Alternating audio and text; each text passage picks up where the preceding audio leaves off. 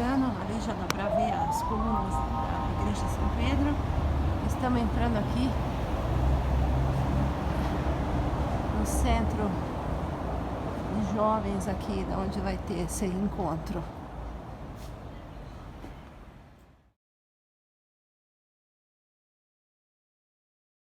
Eu sou lá da pastoral. Eu tô gravando também, tudo bem, né? Ah, tudo bem. Tá, tá. Falávamos o Papa João XXIII, por ocasião do Concílio Vaticano II, lá no início da década de 60, ele abriu as janelas da igreja para que um novo ar retirasse o mofo que já existia dentro da igreja. E 60 anos depois, quase, nós temos o Papa Francisco, que está escancarando as portas da igreja, para que realmente ela seja de fato uma igreja em saída, que vá ao encontro dos mais longínquos povos. Falamos aqui da Panamazônica, então, daqueles que moram nas regiões mais distantes da Amazônia. E que a igreja possa ser uma só, mas não celebrada da mesma maneira. Porque quando nós dizemos que nós somos uma igreja, porque acreditamos no mesmo Deus, mas a maneira de nós nos relacionarmos com o Deus é própria de cada cultura, de cada povo. E isso não diminui a igreja, mas isso faz com que a igreja seja ainda mais santa, porque é na diversidade que a gente se encontra e encontra os valores. Tatafã, Senhora. olhando no cartaz ali, Mauá Musical, né? Dá pra gente ver a sua imagem ali junto. Olha lá. Ali, isso. Pode contar pra gente assim, a sua experiência, você... A Inês está aqui, minha esposa, Isso. a irmã Vera, A de azul. a irmã Vera está aqui, a Almeide está aqui de chapéu. Isso. Você teria como passar pra gente qual foi a sua essa primeira experiência, vamos dizer assim, né, de uma comunidade indígena? Você se sentiu missionário? Como que você se sentiu? Eu acho que a vida inteira, nossa, nós que somos ligados à igreja, desde que os nossos pais e os nossos padrinhos nos apresentaram na igreja para o batismo, e a gente foi sempre ao longo da nossa vida aprendendo que nós não fazemos religião sozinhos dentro de casa. O nosso relacionamento, o nosso encontro com Deus é sempre quando a gente vai ao encontro das pessoas. E eu sempre tive dentro de mim esse desejo de ir para terras distantes, encontrar pessoas. Tanto é que na minha vida profissional, e a Inês, a minha esposa, companheira já de 38 anos, sempre aceitou, e ela sempre foi também uma desafiadora de ir aos locais mais longínquos.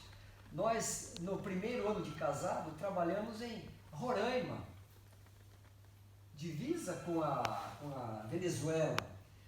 Então, a nossa missão na Amazônia é uma saída que dentro de nós já tem quase 40 anos.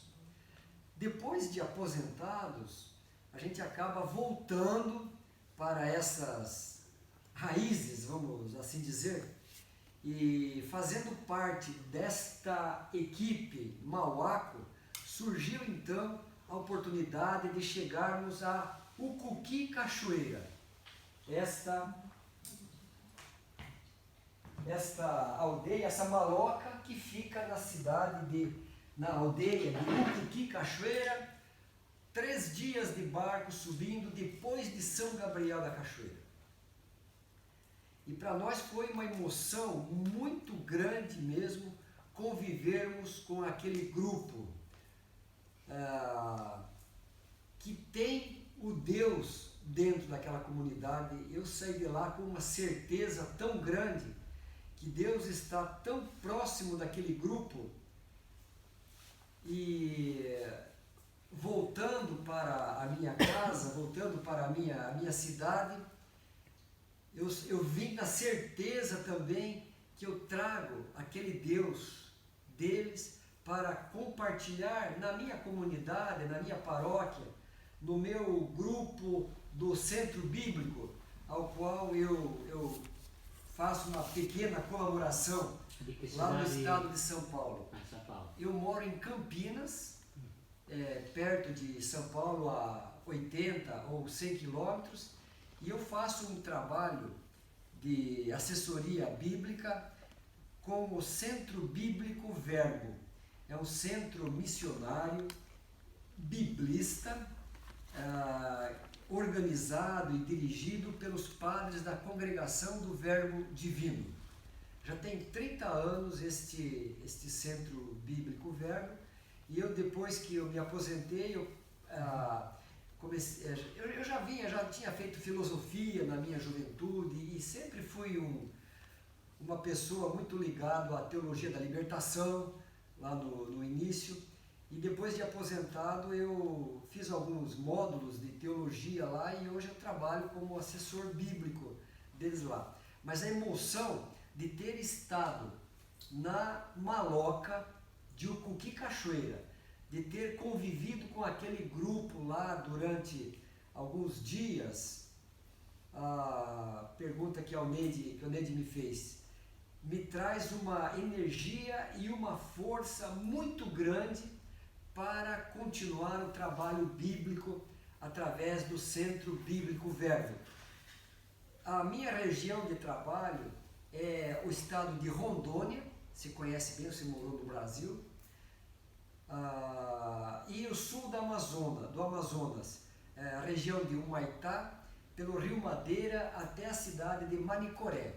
São 16, 18 horas de barco, descendo o Rio Madeira, aliás, porque ele vai em direção ao Solimões, Amazonas, e a gente faz um trabalho parando nas comunidades ribeirinhas.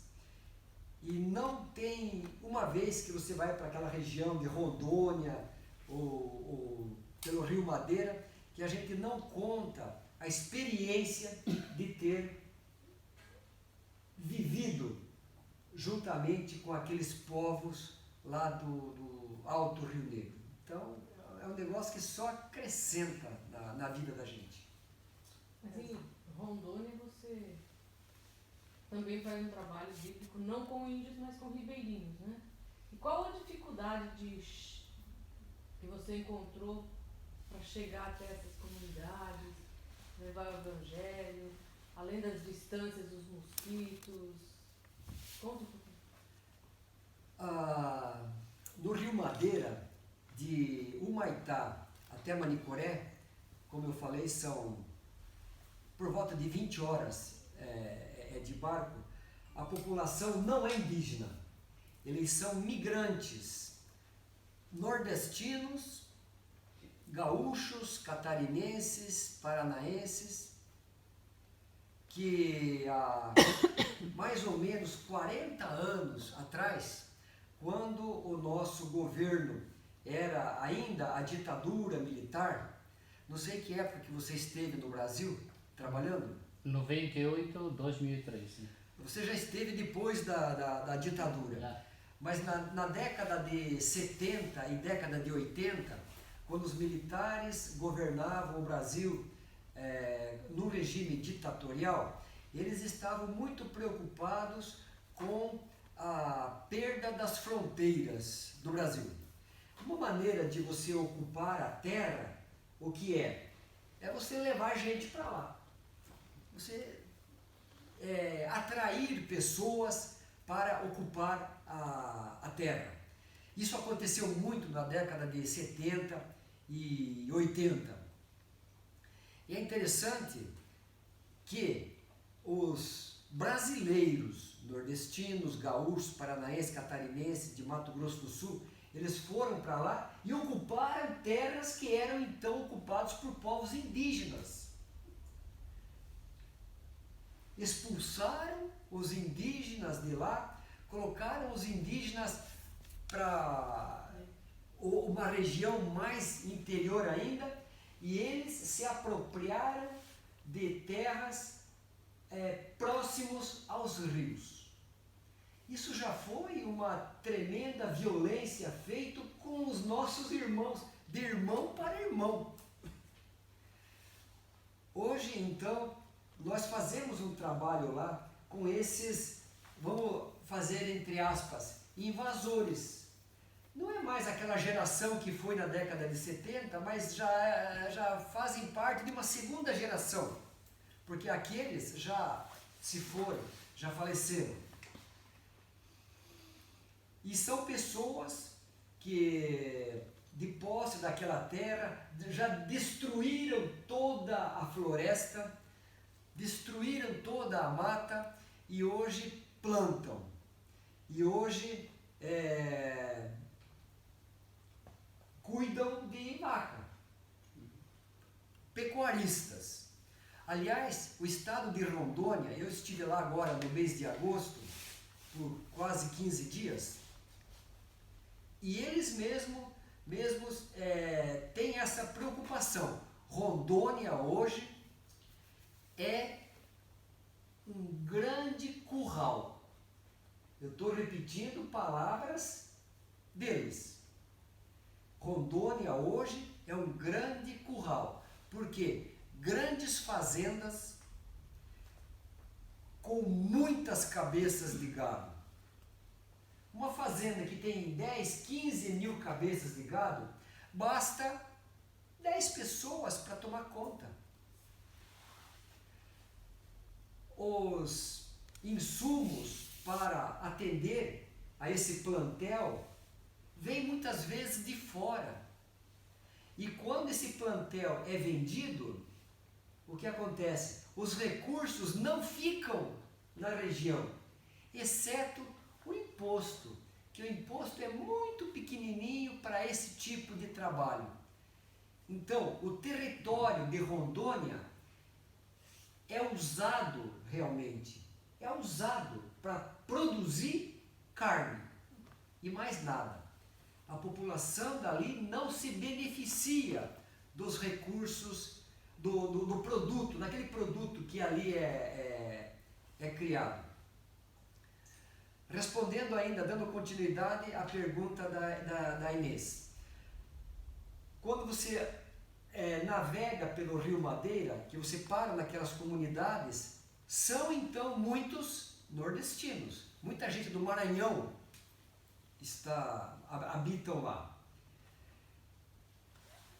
E a gente pergunta, mas os indígenas, onde estão os indígenas que habitavam aqui antigamente? E eles me falam, estão a uma distância de 3 quilômetros à margem direita e 3 quilômetros à margem esquerda do rio.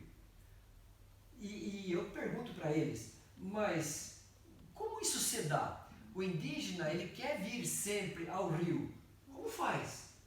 Não, ele não precisa vir ao rio, porque lá tem igarapés, lá tem outros rios que ele usa para pegar o seu peixe ou para beber a sua água. Ah, sim, mas e quando ele vem até cá? Nós espantamos os índios com tiros. Tiros para cima, para espantar os indígenas. Sinceramente, eu não acreditei muito, porque o índio, ele muitas vezes ele é assassinado e não fica nem registro, exceto quando a FUNAI vai lá na comunidade indígena e os índios contam que alguns índios foram abatidos. É assim que funciona. Da mesma forma, esses moradores, que são moradores ribeirinhos, e a gente também tem que está com ele, nós não podemos excluir essa população que está por ali, né? E eu falo, e os animais? Os animais que vêm até o rio, sabe o que eles fazem com as onças que aparecem? E tem muita onça que aparece por lá. Você conhece onça? Como se chama onça aqui? Gattopardo. Sì, no? puma Puma. della foresta, giaguaro della foresta, Uno dei... leopardo della foresta. Mas é um grande, a onça é um animal grande. Gatto. Quando a onça vem até o rio, eles abatem, È giaguaro. matam. Será que agora?